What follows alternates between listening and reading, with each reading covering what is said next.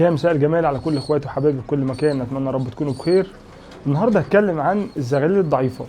طبعا ناس كتير من حضراتكم بعتت لي عن زغاليل الصيف، وانا كنت متكلم قبل كده لو تفتكروا، قلت زغلول الصيف بيطلع اضعف من زغلول الشتاء او عايز مننا اهتمام زياده شويه. هوريكم حاجه النهارده بالاهتمام وحاجه من غير اهتمام. بصوا، من غير اهتمام ده تقصير مني طبعا. بص، يعني ده مثلا الزغلول ده زغلول مالطي، المفروض ان هو دلوقتي يكون سن الفطام. انا مش عارف هو هيكون باين. شايفين الزغلول عامل ازاي؟ شايفين انا الزغلول طبعا، شايفين العظم ازاي؟ بصوا الزغلول. هو طبعا انا كده كده وراه هيظبط وهيبقى 100 100، وهوريه لكم في فيديوهات جايه. بس انا طبعا الايام اللي فاتت كنت يعني ضغط شغل، مشغول، ما بتابعش الزغاليل كل يوم زي ما كنت بعمل في الاول. فالكلام ده ممكن لو عملته في الشتاء يعدي، لكن في الصيف يطلع معاك زغلول قد كده اللي هو كان اخو ده، والزغلول ده وقع ما حولش وابتدى يخس بالشكل ده، مع انه اكل كويس قوي بس ما بيحولش. انا طبعا مش النهارده مش هتكلم في الزغلول زي ده انا هعمل فيه ايه، لكن هقول من الاول خالص المفروض كان ايه اللي يتم وايه اللي يحصل خصوصا في الصيف، عشان خاطر الزغلول يبقى طالع زي ما هوريه لكم. انا هوري لكم اخو ده بقى الطبيعي، عشان بس الناس تبقى فاهمه ان شكل الزغلول ده مش، ما هو ممكن حد يقول ده من حمامه ضعيفه فهي بيطلع كده.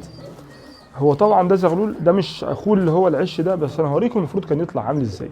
سموا الله بس، بسم الله ما شاء الله. ده تخيلوا انتوا ده ماشي، المفروض ده اخو ده. تمام، طبعا العش فارق، بس ده ذكر كبير شغال، بس المفروض كان يطلع اقل من ده سنه. كان المفروض السلاله تبقى بالشكل ده. طبعا قله الاهتمام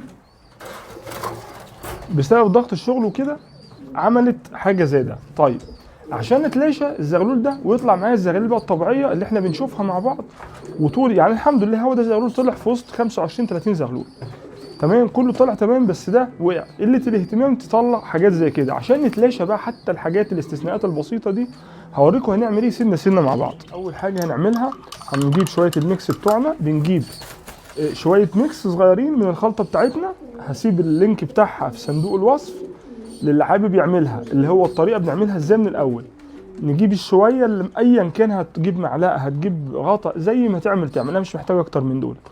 نحط شويه قدهم 4 مرات ميه. دي اول حاجه معانا. دي السرنجه اللي بتعامل بيها، سرنجه 3 سم 5 سم. المبسم ده بيتباع، مفيش مبسم هوريكم ناكل بيه المبسم ازاي ومن غير مبسم. ما توقفش نفسك، مفيش حاجه تعطلك على حاجه. تمام، دول لا. دي حاجه.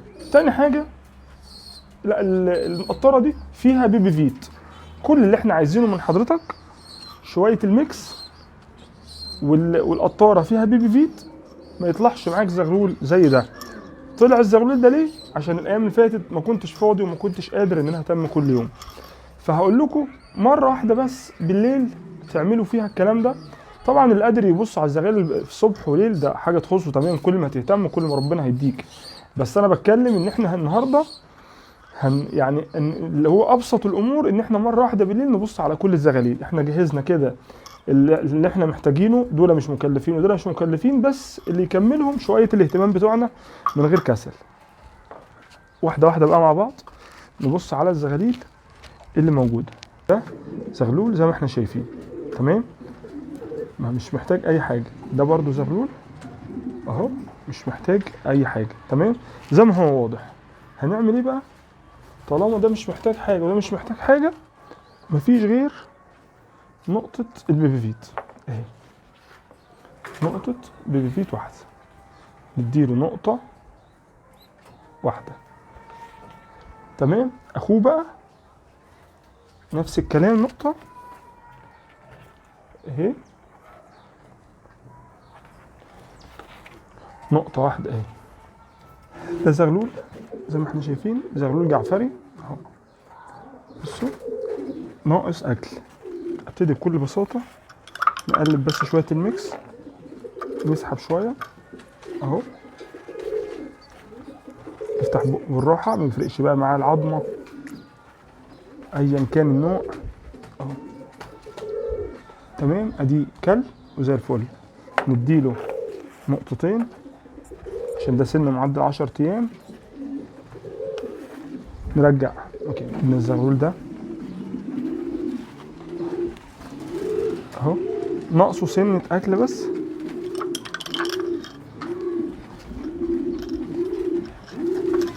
نسحب بالسرنجة نديله كام سنتي ونديله نقطتين بيبي فيت. ده واحد غيره هو طبعا مش قادر يحمل عشان خاطر هو ده ناعم تحتي اهو، اكل 100 زي الفل. نديله بس نقطتين البيبي فيت بتوعه ومش محتاجين ازيد من كده. شوفوا ده زغلول اكل كويس جدا اهو تمام، بس الاكل انا شايفه محجر. فنعمل ايه؟ برضه زي ما احنا ماشيين من غير ما اقلب الميكس واروح من ساحب، يعتبر سحبت ميه بس. برضه طالما انا بهتم ده بيفرق معايا كل يوم، الميه بتفرق في الهضم.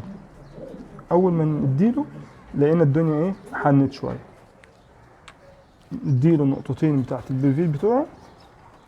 ده اللي بيجيب زغاليل وحوش يا جماعه اهو. ده زي ما احنا شايفين قليل. نقلب الميكس اهو، نسحب شويه.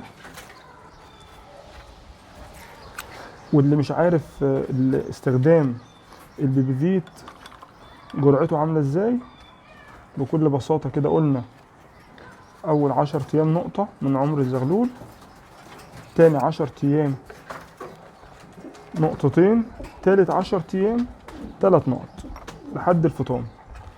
مش هنبقى محتاجين حاجه ازيد من كده ولا اي نوع تاني في الاستخدام معاه. بس نديله بقى النقطتين بتوعه. شوفوا حضراتكم اهو كله زي الفل، خفيف طبعا عشان الهضم. غيره كده على السريع.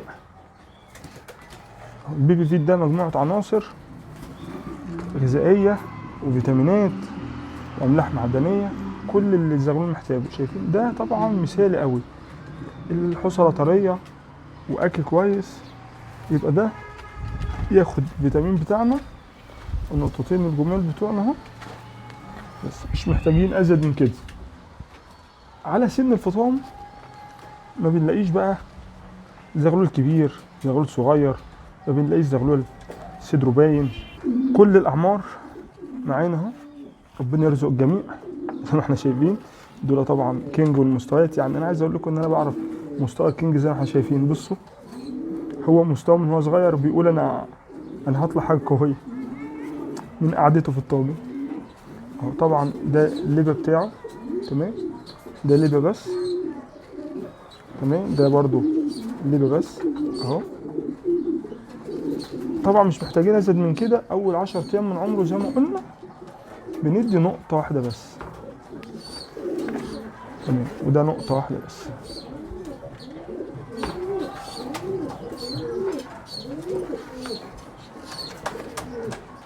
بصوا بقى هقول لكم على تكه صغيره بتخلي الحمام، شايفين التحجيره دي؟ هو ده اللي بيخلي الزغلول في الصيف يطلع ضعيف. الزغلول ده سنه المفروض ما يبقاش فيه كل الخشونه دي. يعني انا شايف ان الحمام مأكل فول، مأكل شامي، مأكل كل الكلفه دي. الكلفه دي على الزغلول ده، الخشونه دي كتير قوي، كانت المفروض تبقى اقل من كده.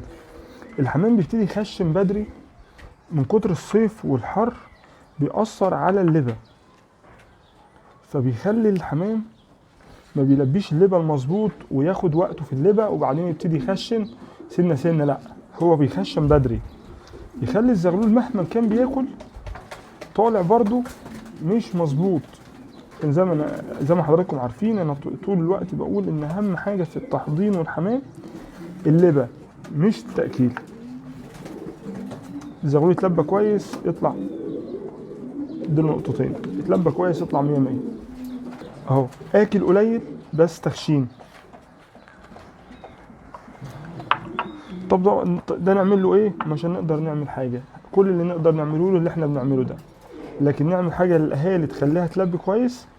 المفروض ان في الايام اللي زي دي نعزل، طالما الحر شديد نعزل الذكور عن النتي، ونبتدي لما الجو يظبط شويه نرجعهم تاني. طبعا محدش بيعمل كده، قليل يعني اللي بيعمل كده، وانا اول واحد مش بعمل كده. بس بشويه اهتمام هنطلعه زي اي زغلول طبيعي. ادي اهو، ده عمر كبير شويه. تمام، نفس الكلام. طبعا بياخد نقطتين بس اهو، خد النقطتين بتوعه. تأكيد بتاعه بسم الله ما شاء الله، مش محتاجين حاجة تاني اهو. واضح ده كينج، بس كينج ابيض من العادي، مش كينج ابيض مش عارف يقف عشان خاطر الخشبة اللي تحت ناعمة اهو. تمام، اللي احنا عملناه ده شوية اهتمام وحاجة بسيطة بتفرق معانا قوي في صحة الحمام بعدين والزغاليل، وكمان بتحافظ على الانتاج. زغلول زي ده انا عايز اقول لكم المفروض ان هو يطلع مستوى اللي بيشوفه بينبهر بيه. انا نفسي ببقى مبسوط بالمستوى اللي بيطلع ده، بس لما حاجه زي كده تطلع بالزغلول اللي وريته لكم في الاول ده شكله ضعيف كده، فدي حاجه بتضايق. طيب احنا كده عشان بس اللي ما بيحضرش الفيديو من الاول، اللي بيحب يسمع حتت ويسيب حتت، احنا النهارده كده استخدمنا البيبي فيت ده بشري، بنحطه في قطاره وبننقط منه بس زي ما حضراتكم شفتوا. الميكس بتاعنا دي الخلطه اللي هي هتلاقي الفيديو مكتوب عليه من بره خلطه تخلي الزغلول بطه، هو الميكس بتاعنا اللي احنا عاملينه ده. تمام، حاجتين دول. طبعا اللي محتاج اي حاجه في التعليقات يسالني وانا تحت امر حضراتكم. بقى بالنسبه للزغلول اللي هو وريته لكم ده هنعمل فيه ايه، او انا فعلا بدات اعمل فيه ايه. اول حاجه بديله 3 سم في فلاجيل كل يوم سنتي، كل يوم سنتي فلاجيل، او نص كبسول نص برشامه 250 لمده 3 ايام. بعدها ببتدي اديله دي 3 اف الصبح، وبديله اي فيتامينات بالليل. تمام، يعني بديله مثلا بيبي فيت الصبح، بيبي فيت بالليل، ودي 3 اف الصبح، ممكن 3 ايام 4 ايام. تمام، ولو ما بياكلش كويس ومش شادد ابتدي اكمل معاه بالميكس ده باذن الله. في شويه الايام اللي جايه هوري لكم شكل الزغلول ده عامل ازاي، هيرد ويظبط معانا 100 100. بس عشان نتلاشى الحاجات دي من الاول. ده كان فيديو سريع لزياده الانتاج والحفاظ عليه، وما ننساش اللايك عشان الفايده تعم، واستنونا باذن الله في فيديو جديد.